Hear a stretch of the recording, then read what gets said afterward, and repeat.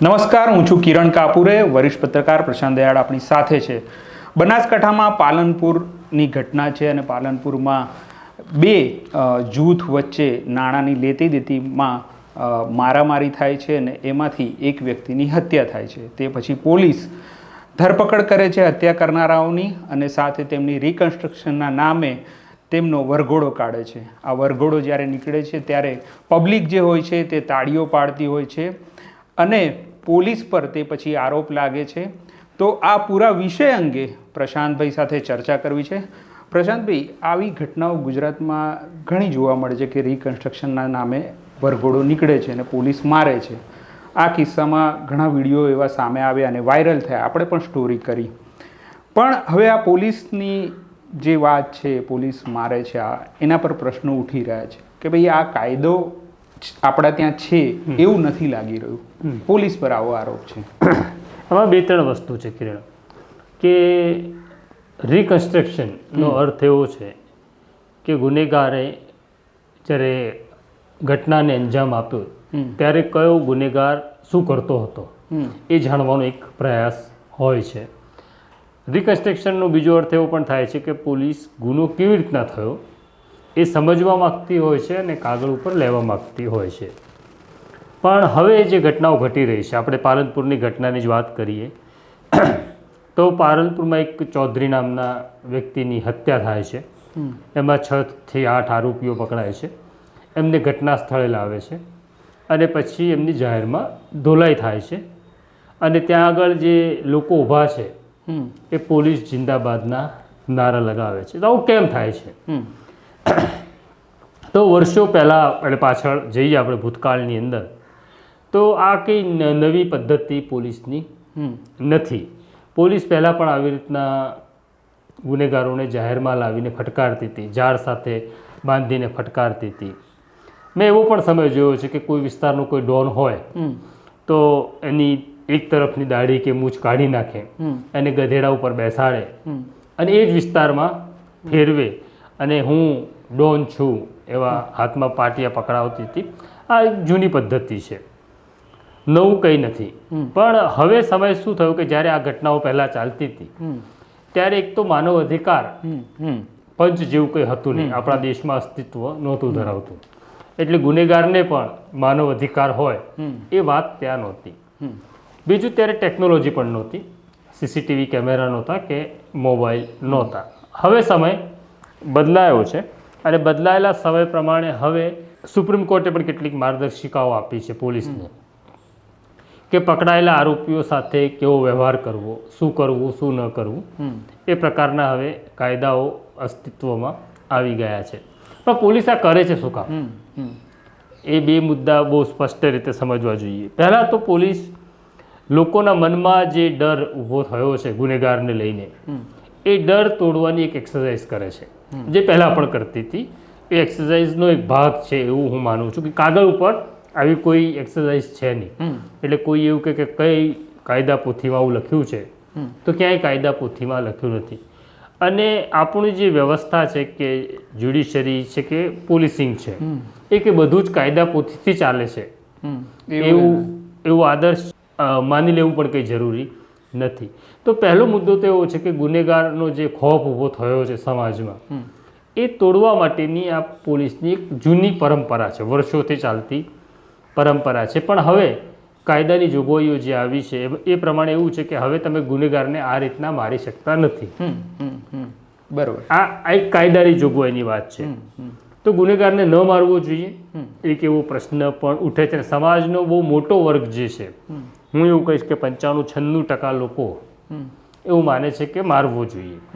આપણે એવા પણ નથી પડતા. જે લોકો એવું માને છે કે ન મારવો જોઈએ એમનું પણ સગવડિયું છે, એમની આ માન્યતા પણ સગવડી છે કે જ્યાં સુધી આપણા કોઈ માણસને નથી મારતા, એટલે આપણે માની લો કે આપણે ત્યાં કોઈ માણસ સાથે કોઈ ગુનેગાર ખરાબ વ્યવહાર કરે, હત્યા કરી નાખે કે બીજું કંઈ કરી નાખે, ત્યારે આપણે એવું માનીએ છીએ કે પોલીસે બળ પ્રયોગ કરવો જોઈએ.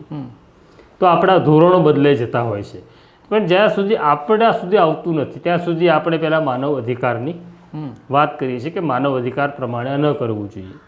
આ સંદર્ભમાં મેં ઘણા બધા લોકો સાથે અધિકારીઓ સાથે વાત કરી. આ તો એક પોલીસનો ભાગ થયો, પણ વાસ્તવિકતા એવી છે કે જે ગુનેગારો છે એમને કાયદાનો તો ડર જરા પણ લાગતો નથી. એ લોકો કાયદાથી ડરતા નથી, એ પોલીસના દંડાથી જ ડરે છે. અત્યારે એક નવી પોલીસની પદ્ધતિ શરૂ થઈ છે, પગમાં ગોળી વાગી જવાની, ભાગવાનો. આ એનો જ એક ભાગ છે. ત્યાં પાલનપુરમાં દંડા ચાલ્યા, બીજી કેટલીક જગ્યાએ પગમાં ગોળી વાગી છે. તો મૂળ ઈરાદો એવો છે કે કાયદાનો ડર જે કાયદાથી પ્રસ્થાપિત થતો નથી, જે બહુ સારી સ્થિતિ નથી આપણા દેશ માટે, પણ કાયદાનો ડર એ પ્રસ્થાપિત નથી કરી શકી ગુનેગારો ઉપર. ત્યારે પછી કોઈકના પગમાં ગોળી વાગે છે અને કોઈકને જેમ પાલનપુરમાં જે પોલીસની ભાષામાં કહીએ કે સર્વિસ થાય છે, એ ઘટના અત્યાર સુધી જે ઘટી છે. પણ એક વખત પોલીસને જો છૂટો દોર આવી રીતે ગુનેગાર માટે આપવામાં આવે તો જે સભ્ય સમાજ છે કે એ લોકોની દલીલ એવી છે, જે કાયદાનું શાસન માને છે, કે પછી એમાં કોઈક વખતે પેલી સાઈડ પણ પોલીસ જતી રહે તો પછી ગુનેગાર ન હોય, એટલા ગંભીર ગુનામાં ન હોય ત્યારે પણ પોલીસ એવી જ કાર્યવાહી કરે જો છૂટો દોર, એવી એક દલીલ છે. નહીં, એ દલીલ જે લોકો આવી દલીલ કરે છે એ દલીલ 100% સાચી છે. કારણ કે આ પાતળી ભેદરેખા છે અને પોલીસ માણસ છે. આ પાતળી ભેદરેખા પોલીસ ક્યારે ઓળંગી જશે એ કહેવું મુશ્કેલ છે. આ જ ઘટના જે પાલનપુરમાં જાહેરમાં મારવામાં આવ્યા, પોલીસનો ઈરાદો તો માત્ર આરોપીના મનમાં ડર ઊભો કરવાનો હતો. આ જ ઘટના જો પોલીસ સ્ટેશનના 4 રૂમમાં થઈ હોત તો એ ડર તો ઊભો થયો જ હોત. બરાબર છે. પણ પોલીસ, એક તો પોલીસ કામ કરે છે, એના માટે આવું કરતી હોય છે. એક બહુ જોખમી બાબત જે આમાં છે એ એવી છે કે કોઈને ખુશ કરવા માટે તો તમે આ નથી કરતા ને. જો કોઈને ખુશ કરવા માટે તમે જાહેરમાં આવી રીતના ફટકારતા હો તો આ બાબત બહુ ગંભીર છે. અને આવી ભૂલો ભૂતકાળમાં પોલીસે કરેલી છે. પછી ગુજરાતમાં થયેલા એન્કાઉન્ટરનો દોર તમે લઈ લો, એ કોઈકને રાજી કરવા માટેની ઘટના હતી.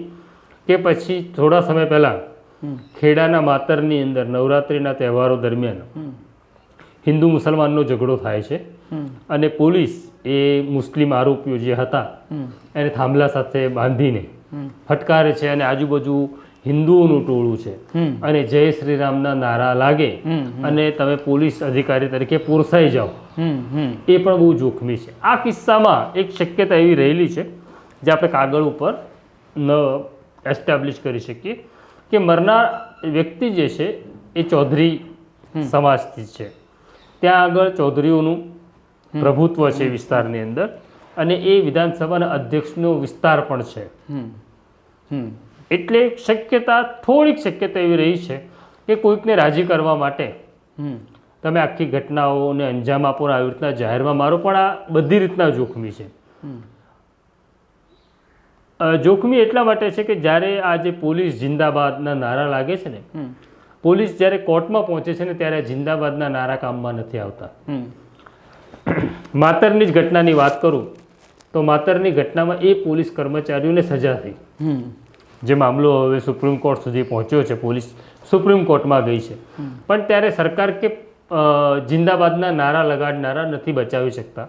પોલીસે એ વિચાર પણ કરી લેવો જોઈએ. અને માતરની ઘટના ઘટી ત્યારે આપણે એવું કહ્યું હતું કે પોલીસવાળા તમે મરશો, અને પછી એવું જ થયું. હવે આ ઘટનામાં પણ એવું જ થવાની શક્યતા એટલા માટે છે કે વિડીયોમાં દેખાય છે. આમાં તો માણસ જ ઓળખવાનું છે. જે પોલીસ અમલદાર હાથમાં લાઠી લઈને ફટકારે છે, પછી એને સરકાર કેવી રીતના બચાવશે?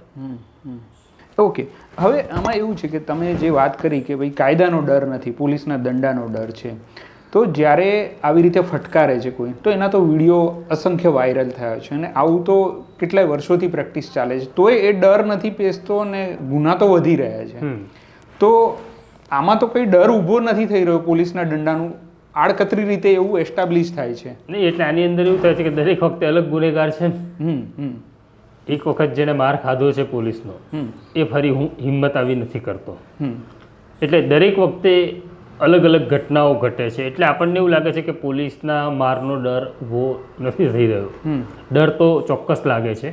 ઓકે, બરાબર છે. પણ આ ઘટના અને આ પોલીસ પોતાના કસ્ટડીમાં જે આરોપી હોય એને નથી મારતી એવું નથી, મારે છે. જ્યારે કસ્ટડીની અંદર આરોપીને મારે છે ત્યારે ચોક્કસ પોલીસ અમલદારનો ઈરાદો તો એવો જ હોય છે કે કાયદાનું ડર પ્રસ્થાપિત કરવું ગુનેગારના મનમાં, પણ જ્યારે બહાર મારે છે ત્યારે એનો હેતુ બદલાઈ જતો હોય છે. હવે એક વસ્તુ એમાં એવી છે કે જ્યારે પોલીસ આ રિકન્સ્ટ્રક્ટ દરમિયાન આમને મારતી હતી ત્યારે તાળીઓ એક સમાજના લોકો ઊભા હતા, અને પછી આ જે આરોપીઓ હતા એમના માટે બી એક જુલુસ નીકળ્યું ને પછી એમના તરફેણમાં વાત DYSP સુધી ગઈ અને રજૂઆત થઈ કે આમને કેમ આવી રીતે જાહેરમાં માર્યા, આમ આવી રીતે ન મારવા જોઈએ, એમને જે કંઈ કાયદાની રીતે થવું જોઈએ. એટલે સમાજ પણ હવે અંદર આવી ગયો આમાં. હા, એટલે સમસ્યા એવી છે કે જ્યારે આ આરોપીઓને માર્યા ત્યારે આપણે કાયદાના પરિપ્રેક્ષમાં વાત કરીએ તો કાયદો એવું કંઈ ન મારવો જોઈએ.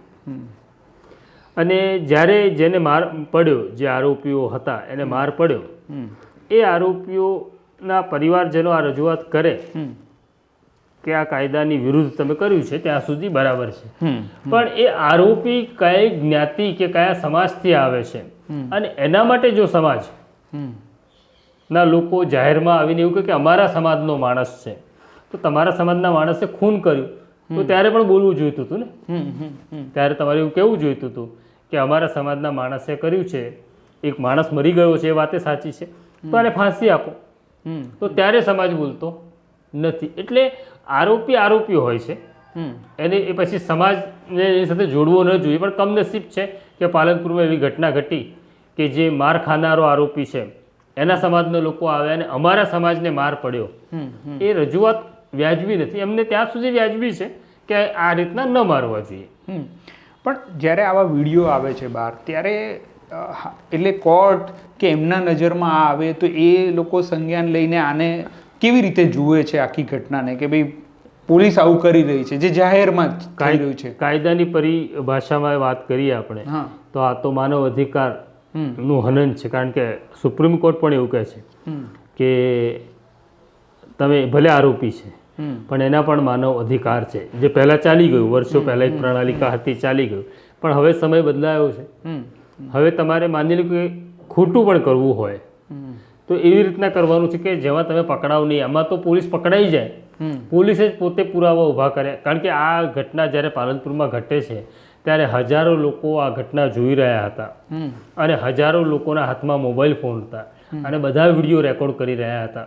તો આજે નહીં તો કાલે આ મામલો કોર્ટમાં જશે ત્યારે જે બહાદુર દેખાય છે એ અધિકારીઓને જવાબ આપતા પરસેવો છૂટી જશે.